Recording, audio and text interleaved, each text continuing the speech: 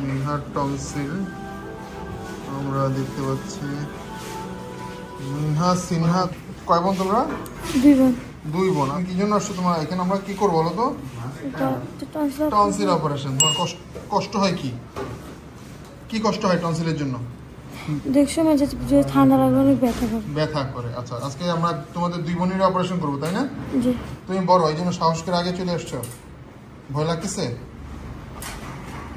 আচ্ছা, ভয়ের কিছু নেই, আল্লাহ ভরসা।